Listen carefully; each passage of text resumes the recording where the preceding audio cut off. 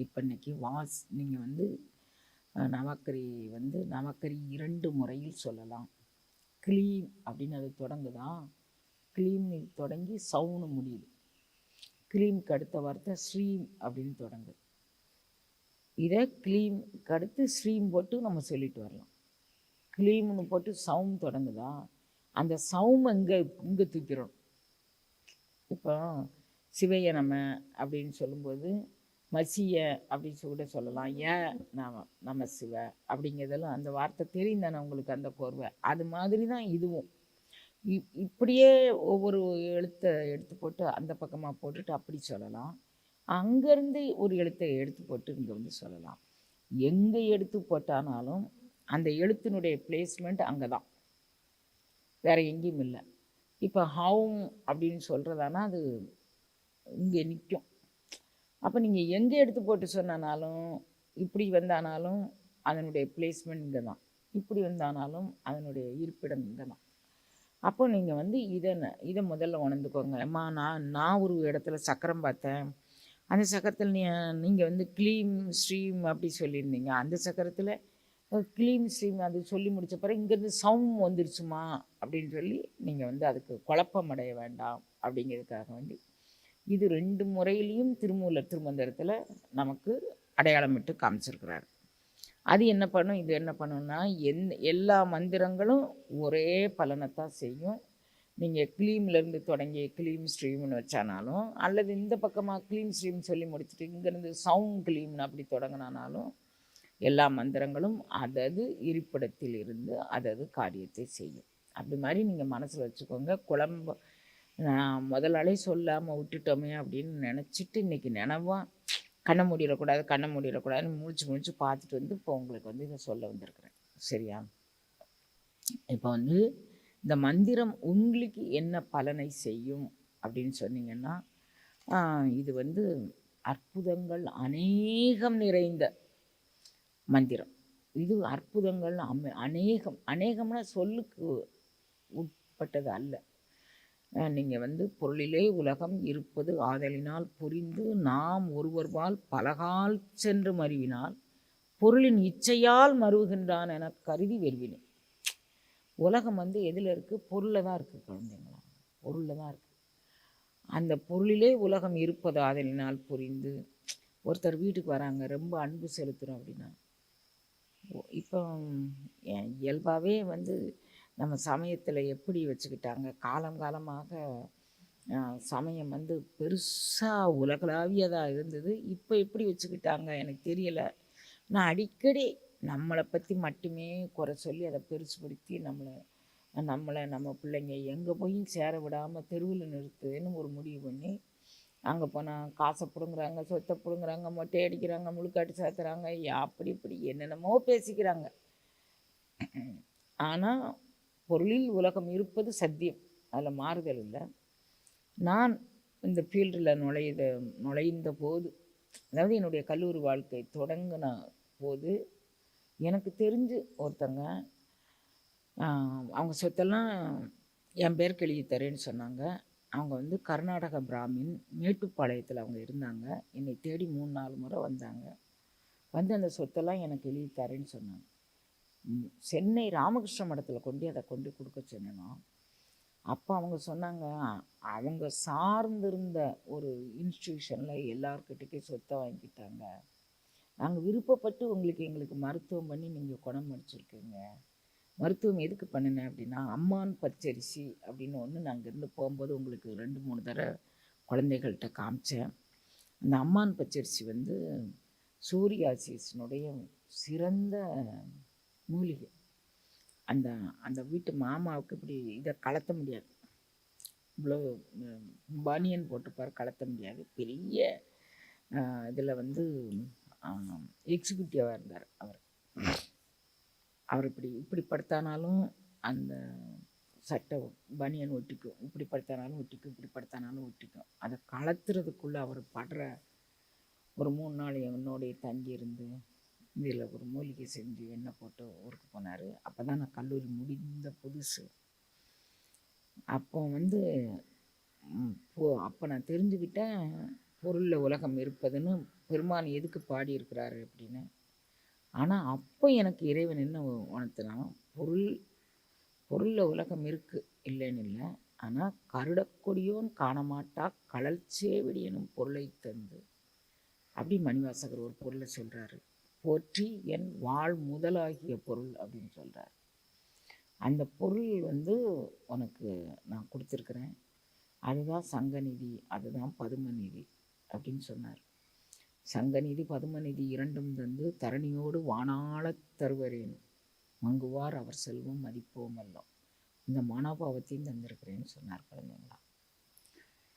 அதனால் நான் சங்கநிதி பதுமநிதி இரண்டும் இறைவனே எனக்கு கொடுத்துருக்குறான். கருடக்கொடியோன் காணமாட்டா கழல் சேவடி என்னும் பொருளை கொடுத்துருக்குறான்.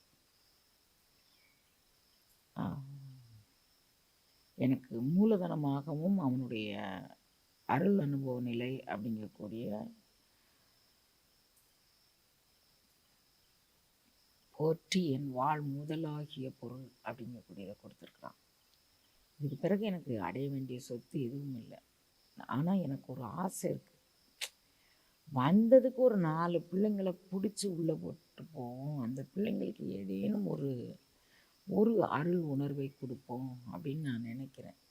இது ஒரு நாள் ஒரு பொழுதில் நீங்கள் அடைஞ்சிக்கக்கூடிய ஒரு அருள் அனுபவம் அல்ல குழந்தைங்களா. வாழ்நாள் பயிற்சி. காலையில் சாப்பிட்றீங்க, மத்தியானம் சாப்பிட்றீங்க, இரவு சாப்பிட்றீங்க.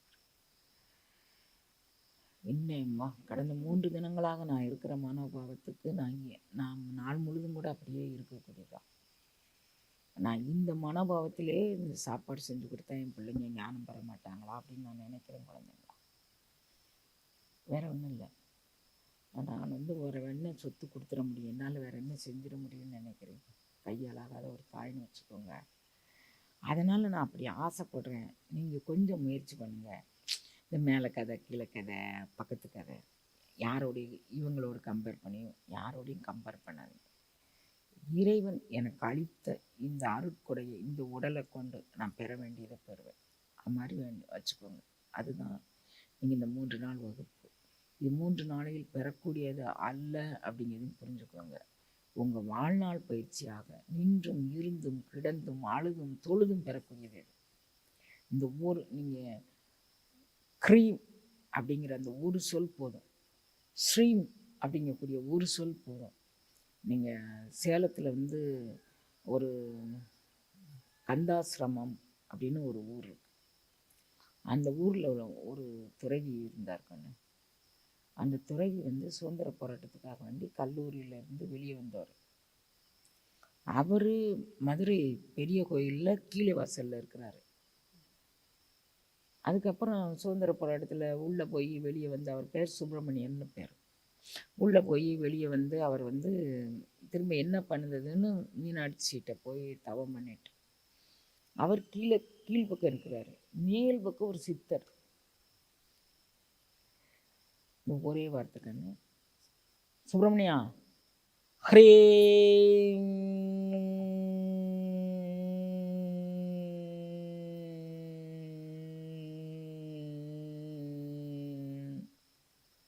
அவ்வளோதான் சொன்னார்.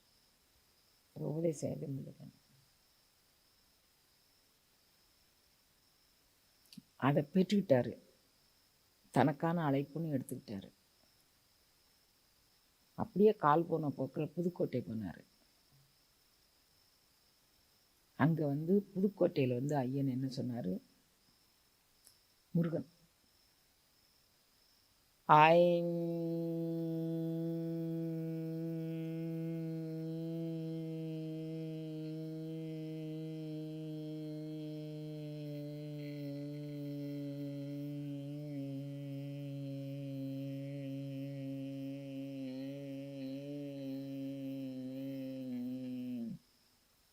புதுக்கோட்டையில் கந்தாசிரமத்தில் க்ளீன்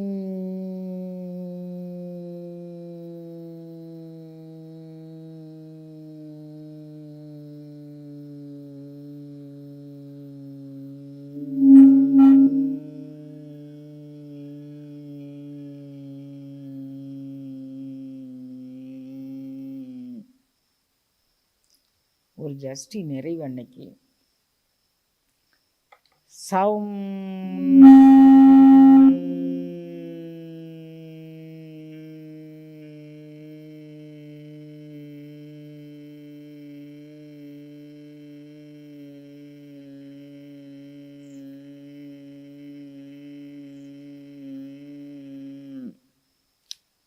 இந்த 4 அட்சரங்கள் தான் அவருக்கு உபதேசம் என்ன. ஃபஸ்ட்டு ஹ்ரீம், 2வது க்ளீம், 3வது ஐம், 4வது சௌம். அவ்வளவே தான். நீ கந்தாசிரமம் கொஞ்சம் மலை கொஞ்சம் ஒரு 10-20 படி இருக்குமாடா, இவங்க ஊர் தான்.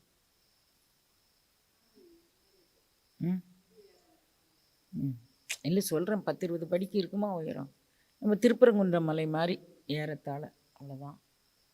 ஏகப்பட்ட பிரதிஷ்டை எல்லாமே அவருக்கு தியானத்தில் தோணுது. பஞ்சமுக விநாயகர், பஞ்சமுக ஆஞ்சநேயர், நிறைய அவருக்கு தத்தாத்திரேயர், ஏக்கமாக அவருக்கு தியானத்தில் தோணுது. எதையாவது ஒன்று பிடிச்சிக்கிட்டு பிள்ளைங்க வளர்ந்தேறட்டும் அப்படின்ட்டு ஆசிரம் போட்டு அவர் அங்கேயே இருந்தார். அவர் பேரலிட்டிக் அட்டாக் இறந்து போனார். யார்கிட்ட இருந்து உபதேசம் வாங்கினார்? நீங்கள் சும்மா கால் வலிக்குமா, கை வலிக்குமா, முகம் வலிக்குமா, கொஞ்சம் வினை இருந்தால் அனுபவிச்சு கிடச்சிரும் குழந்தைங்களா. இந்த பிறவியில் அனுபவிக்காமல் வேற இந்த மந்திரம் கிடச்சிருக்கு. இந்த மந்திரம் உங்களுக்கு ஆத்ம திருப்தியை தந்திருக்கு. எத்தனையோ விஷயங்கள் இருக்குது. ஆமாம், எனக்கு வலிக்குமா, கொஞ்சம் பொறுமையாக கடைப்பிடிச்சிங்கன்னா, டென்ஷன் தான் உங்களுக்கு வலியே, மனப்பரபரப்பு. அப்போ இதில் ஒரு அட்சரமே உங்களை எப்படி வாழ வைக்கும் அப்படின்னு பாருங்கள். ஒரு அட்சரம் எப்படி வாழ வைக்கும் பாருங்கள். மகான்கள் தன் வாழ்க்கையில் உடம்பு முடியாத இருந்ததை காமிக்கவே மாட்டாங்க, வெளியவே சொல்ல மாட்டாங்க குழந்தைங்க. அப்படி ஒரு அருள்நிலை பெற்றவர்கள் அவங்க. அவங்க லைஃப் ஹிஸ்ட்ரியில் இவங்க இதனால், அவங்க அதனால், அவங்க அதனாலன்னு சொல்லவே மாட்டாங்க, பதிவு பண்ணவே மாட்டாங்க. அதுவும் ஒரு வரமாக தான் எடுத்துப்பாங்க. நீங்களும் ஏதாவது சின்ன சின்ன விஷயங்கள்னா கூட மேக்சிமம் நம்மகிட்ட எல்லாத்துக்கும் மருந்து வச்சுருக்குறோம் குழந்தைங்களா. எலும்பு நோய்க்கு மருந்து வச்சுருக்குறோம், பிசிஓடிக்கு மருந்து வச்சுருக்குறோம், அப்புறம் கர்ப்பப்பை புற்றுக்கு மருந்து வச்சுருக்குறோம், லிவர் புற்றுக்கு மருந்து வச்சுருக்குறோம், ஸ்ப்ளீன் புற்றுக்கு மருந்து வச்சுருக்குறோம், சுகருக்கு மருந்து வச்சுருக்குறோம், கிட்னி ஃபெயிலியருக்கு மருந்து வச்சுருக்குறோம். உங்களால் என்ன நோய் வந்தானாலும் அது எதுக்கான மூலிகைகள் மருந்துகள் இருக்குது நம்மகிட்ட. அதை வாங்கி சாப்பிட்டு பலன் பெற்றுக்கோங்க.